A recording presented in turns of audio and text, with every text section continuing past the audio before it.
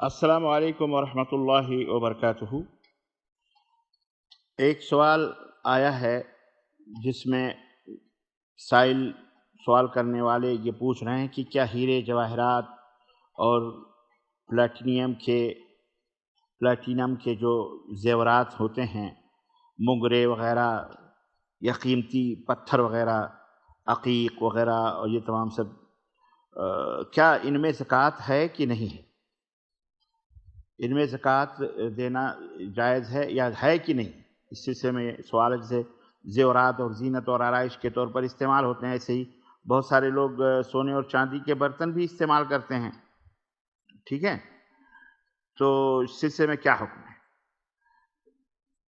اس کا جواب یہ ہے کہ اگر یہ زیورات سونے اور چاندی کے ہیں تو ظاہر ہے اس کے لیے دو شرطیں ہیں کہ نصاب کو پہنچے، یعنی 7.5 تولہ سونا یا 52.5 تولہ چاندی، اور ان کے اوپر 1 سال کی مدت گزر جائے، تو علماء کے صحیح ترین قول کے مطابق ان میں زکوٰۃ ہے، چاہے وہ زیورات پہننے کے لیے ہوں یا کسی کو کرائے ادھار دینے کے لیے ہوں یا کسی بھی غرض کے لیے ہوں، جیسا کہ اس سلسلے میں احادیث وارد ہے۔ لیکن اگر یہ زیورات سونے اور چاندی کے علاوہ الماس، عقیق اور موگرے اور ہیرے اور جواہرات اور پلاٹینیم کے ہوں تو ان میں زکوٰۃ نہیں ہے، الا یہ کہ ان سے تجارت مقصود ہو۔ اگر آدمی ہیرے جواہرات کی تجارت کرتا ہے تو اس صورت میں یہ تجارتی سامان کے حکم میں ہوں گے، اور جیسے دوسرے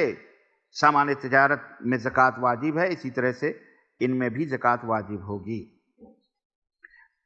رہا سونے اور چاندی کے برتن بنوانا، تو یہ الگ مسئلہ ہے، یا اس کو زینت و آرائش کے لیے طور پر استعمال کرنا، تو یہ جائز نہیں، نہ برتن بنوانا سونے اور چاندی کے، اور نہ ہی ان میں کھانا کھانا، یہ سب استعمال کرنا، یہ سب اسلام کے اندر جائز نہیں۔ رسول اللہ صلی اللہ علیہ وسلم کی صحیح حدیث ہے کہ سونے اور چاندی کے برتن میں نہ پیو اور نہ ان کی تھالیوں میں کھاؤ، کیونکہ یہ کفار کے لیے دنیا میں ہیں اور تمہارے لیے آخرت میں ہے۔ صحیح بخاری اور صحیح مسلم کی روایت۔ تو اگر کسی نے سونے اور چاندی کے برتن بنوا بھی لیے تو اس کی زکوٰۃ اس کے اوپر واجب ہوگی، دینا پڑے گی زکوٰۃ، ساتھ ہی ساتھ اس کے اوپر توبہ بھی کرنا لازم ہے، اور ان برتنوں کو زیورات یا جیسی چیزوں سے بدلنا ہوگا جو برتن کے مشابہ نہ ہو، بدل لے اسے۔ صلی اللہ علیہ نبینا محمد وعلی آلہ وصحبہ اجمعین۔ والسلام علیکم ورحمۃ اللہ وبرکاتہ۔